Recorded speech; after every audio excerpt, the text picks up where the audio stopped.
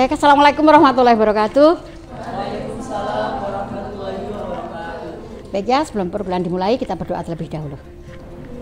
Bismillahirrahmanirrahim.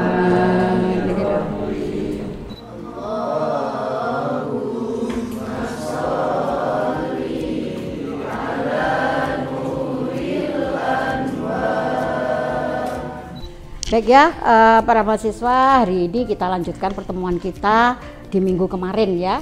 Jadi minggu kemarin Beauty sudah memberikan tugas project ya, tugas project. Baik, kita lihat kembali untuk materi yang kemarin. Tapi kabarnya bagaimana hari ini? Sehat semua ya? Sehat, alhamdulillah. Baik, kita lihat judul proyek kita kemarin mengembangkan micro learning dalam pembelajaran bahasa Indonesia. Kemarin sudah kita bagi kelompok ya, sudah bagi kita kelompok. Nah, sedikit kemarin kita mengulang ya di micro learningnya. Nah, jadi kita akan membuat pembelajaran itu dalam skala kecil ya, dalam skala kecil. Jadi kalau pembelajaran itu biasanya kalau anak-anak sekarang ya diberi materi pembelajaran, lalu materinya itu sangat banyak. Diberi buku 300 halaman gitu ya misalnya ya. Diberi berapa 200 halaman suruh baca sendiri, ayo coba. Kira-kira bersemangat enggak ya anak-anak? Tidak. Karena apa?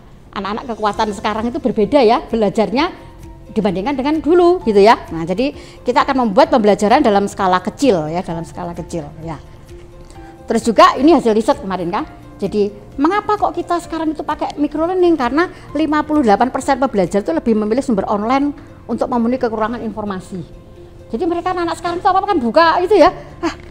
Buka online. Nah, kalau pembelajaran kita itu seperti itu kan gampang. Oh, sekarang materi apa? Buka. Ya, tinggal di HP-nya saja. Ya, dan belajar dengan durasi 1-3 menit itu sesuai dengan kemampuan otak dalam menyimpan informasi, karena sedikit gitu. Dan sesuatu yang dilihat itu kan lebih menarik kan daripada teks terus gitu ya, dan juga lebih menghemat biaya dan waktu, apalagi gurunya gitu ya. Nah gitu. Baik, terus ini karakteristiknya tentu satu, pasti durasinya singkat. Jadi dalam microlearning nggak perlu membuat media yang panjang-panjang, pasti durasinya singkat. Suasana belajarnya tentu dibuat bagaimana lebih santai, diurutkan dan berjalan atau sesuai permintaan, kemudian lebih tepat waktu ya. Nah, baik. Nah, sekarang pertanyaan esensial yang memang harus ada kerjakan ya dalam proyek itu. Yang kemarin pertama kan topiknya apa? Semua masing-masing punya topik gitu ya. Kelompok 1 apa kemarin topiknya?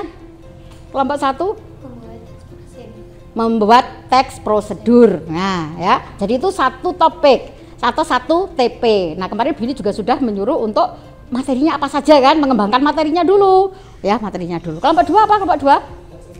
Teks eksplanasi. Apa? Menulis atau memahami apa kemarin? Ya, berarti kepemahaman ya, pemahaman pada teks eksplanasi.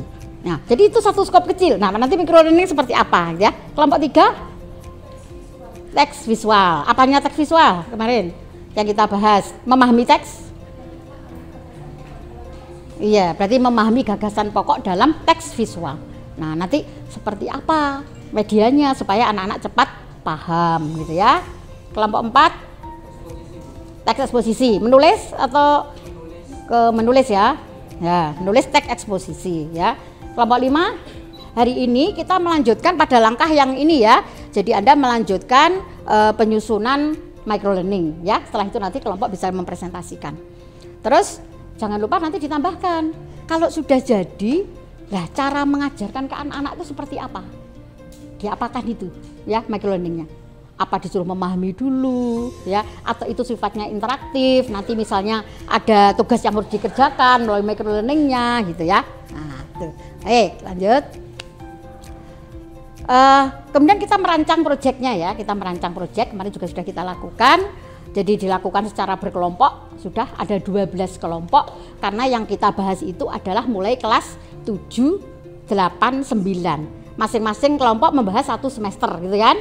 7, 8, 9, lalu kelas 10, 11, 12. Jadi semuanya ada 12 kelompok lengkap ya, baik di jenjang sekolah menengah pertama, SMP maupun SMA dan yang sederajat gitu ya.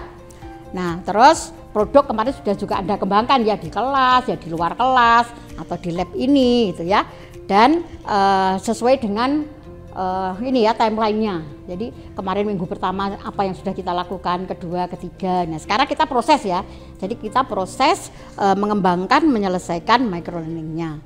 dan semuanya memanfaatkan aplikasi online karena dalam microlearning itu supaya lebih bisa diakses di mana saja dan kapan saja gitu ya. Nah, terus urutan kerja proyeknya kemarin ya, topik sudah ya, lalu merancang kontennya sudah ya. Anda menggunakan berbasis teks, video dan sebagainya boleh, lalu kontennya itu pasti responsif pada device yang dipilih, lalu kustomisasi sesuai dengan yang Anda pilih formatnya apa gitu ya. Nah, baik, kita langsung sedikit untuk berikutnya.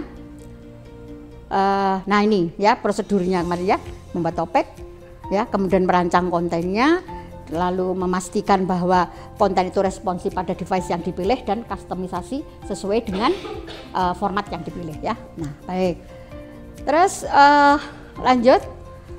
Nah, yang kita kembangkan kemarin ada boleh berbasis teks gitu ya, boleh berupa video, bisa berupa games, quiz, infografis atau multimedia interaktif. Nah, kemarin semua sudah menentukan, oh iya materi saya cocoknya pakai apa, kemarin sudah ya. Nah, jenisnya ini ya yang dipilih, boleh infografis, interaktif infografis ya. Berikutnya lagi, nah ada PDF ya, seperti biasanya itu bisa tapi dibuat yang bagus, atau PDF interaktif. Jadi sekarang PDF interaktif itu tidak sekedar PDF saja, tapi bisa disisipi apa, audio, bisa video gitu ya, sehingga menarik bagi anak-anak. Jadi interaktif sifatnya ya. Nah, kemudian ada mungkin e-books ya, ada yang buat flipbook mungkin gitu ya.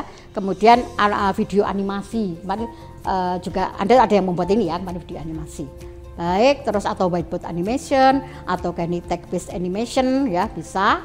Ya, kemudian juga bentuk yang lain ya. Nah, itu explainer video ya, misalnya dengan Powtoon itu masuk explainer video ya, dan juga yang beberapa yang saya contohkan di pertemuan kemarin, dan juga ada interaktif video. Jadi video tidak hanya satu arah, tapi ada video yang bisa interaktif ya. Jadi diberi pertanyaan, peserta didik bisa menjawab dalam itu. Nah, boleh. Itu yang bisa Anda pilih untuk di microlearning-nya gitu ya. Nah, jadi aktivitasnya project diselesaikan dalam waktu 4 minggu ya. Sekarang kita minggu ketiga ya, berarti dalam proses penyelesaian nanti sampai minggu keempat. Jadi pertama kemarin merancang, kedua dan ketiga menyusun kontennya, membuat microlearning-nya, merancang skenario pembelajaran, dan minggu keempat nanti kita akan evaluasi kerja proyek Anda seperti apa gitu ya. Nah, baik, itu jadwal aktivitas. Nah, sekarang hari ini berarti Anda melanjutkan kerja kelompok dulu ya. Silakan melanjutkan microlearning-nya, dan setelah itu nanti kita presentasikan ya.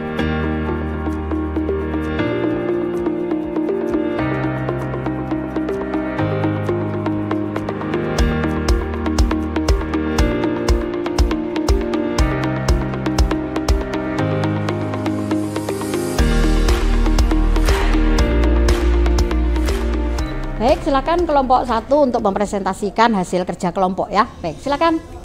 Baik, kami dari kelompok 1 yaitu mengambil tujuan pembelajaran, menganalisis ketepatan urutan langkah-langkah atau tahap-tahap pada teks prosedur yang didengarnya. Di sini itu menggunakan CPM 5, di mana anak-anak akan diberikan topik dan pemahaman mengenai teks prosedur yang disiapkan, yaitu cara membuat pesawat dari kertas. Selanjutnya, anak-anak akan diberikan video animasi. Kita menggunakan video animasi yang akan ditampilkan ini selama 2 menit, kurang lebih 2 menit, yang isinya yaitu tutorial cara membuat pesawat kertas. Selanjutnya, anak-anak itu akan diberikan tugas seperti menganalisis teks prosedur yang telah kami berikan. Anak-anak harus menyiapkan 1 kertas, mereka menganalisis sendiri. Tapi sebelumnya kami akan membuat kelompok terlebih dahulu, yaitu terdiri dari 5 kelompok sesuai.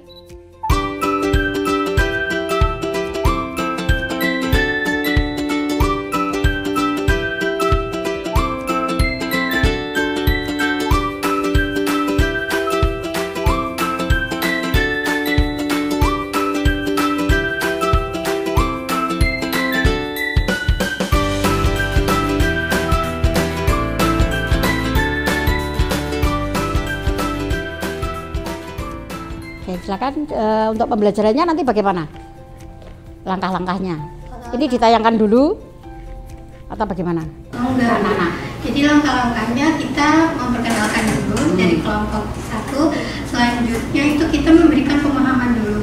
Mungkin nggak nyampe 2 menit untuk pemahaman tentang teks prosedur. Setelah itu kita menayangkan video ini. Setelah itu anak-anak sebelum menganalisis kita bagi dulu menjadi 5 kelompok sesuai warna. Segi warna itu sesuai urutan teks prosedurnya. Setelah itu per kelompok mereka menganalisis sesuai nomor. Jadi kan yang tahap pertama cara membuatnya seperti apa, seperti itu. Setelah itu nanti kelompok berwarna itu menjelaskan pemahaman tentang menganalisis dari video yang kami sampaikan. Jadi begini ya, kalau kelompok 1 itu berarti microlearning yang dibuat itu sebagai bahan untuk membuat teks prosedur gitu ya. Jadi karena prosedur itu kan pasti ada langkah-langkah ya. Pertama diapakan, jadi melalui pengamatan akhirnya peserta didik bisa membuat teks prosedurnya ya. Baik, bagus, tepuk tangan untuk kelompok 1 ya. Ya, baik, terima kasih kelompok 1. Baik ya, berikutnya kelompok 2 ya. Kelompok 2 akan menjelaskan proyek yang telah dibuat di microlearning. Silakan kelompok 2. Jadi topik yang kami ambil yaitu cara membaca teks eksplanasi, dan microlearning yang kami buat yaitu video animasi. Baik, jadi kami membuat penjelasan bagaimana sih cara membaca teks eksplanasi dengan baik, mulai dari artikulasi, intonasi, maupun pelafalan supaya jelas. Kami sebagai tenaga pendidik memberikan contoh langsung dan kami merekam suara kami sendiri dengan berubah gambar animasi agar lebih mudah dipahami dan juga menjelaskan secara langsung. Ini loh contoh yang baik dalam membaca teks eksplanasi. Baik, untuk videonya sedikit. Tangguh, kenapa ya di negara kita sering terjadi banjir? Yuk kita cari tahu. Tahukah sahabat, Indonesia memiliki lebih dari 5.500 sungai induk dan 600 diantaranya berpotensi menimbulkan banjir. Banjir pada dasarnya disebabkan oleh 3 hal. Pertama, kegiatan manusia yang berdampak pada perubahan alam. Kedua, peristiwa alam seperti curah hujan sangat tinggi, kenaikan permukaan air laut, dan lain sebagainya. Ketiga, degradasi lingkungan seperti hilangnya tumbuhan penutup tanah, pendangkalan sungai, penyempitan alur sungai, dan sebagainya. Melalui video ini sebenarnya itu teksnya kan bisa menjadi teks tulis kan. Kalau ini kan berarti lisannya berupa videonya. Nah, teksnya seperti apa? Nah, untuk memahami bagaimana teks eksplanasi, nah kelompok tadi melalui video tahu pertama bagian apa dulu ya yang ada ya sesuai dengan strukturnya. Kalau teksnya kan harus ada bagian apa dulu sehingga anak itu memahaminya menjadi lebih mudah gitu ya. Jadi ini membantu ke pemahaman anak bagaimana membaca teks eksplanasi. Apalagi membantu sampai menulis nanti bahkan bisa. Oh, dimulai dari apa sih sebenarnya teks eksplanasi itu ketika untuk menulis gitu ya. Nah, baik, saya bagus untuk kelompok 2 ya.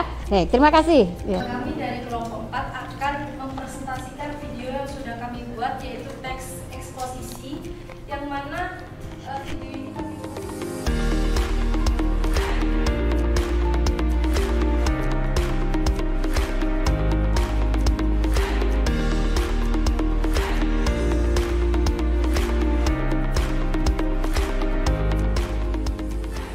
hari ini tadi kita sudah belajar ya tentang pembelajaran microlearning ya, Anda semua sudah mengerjakan proyeknya dan langkah-langkah yang sudah dilakukan. Jadi pertama kemarin kita menentukan topiknya dulu ya atau TP-nya, kemudian membuat kontennya, setelah itu mengembangkan microlearningnya.